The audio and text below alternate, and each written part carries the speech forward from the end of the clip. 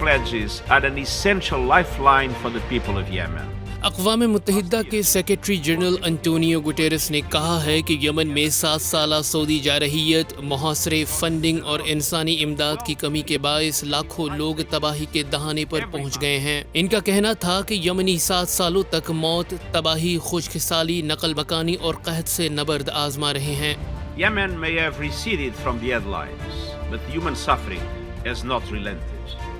For 7 years and counting, the Yemeni people have been confronting death, destruction, displacement, starvation, terror, division and destitution on a massive scale.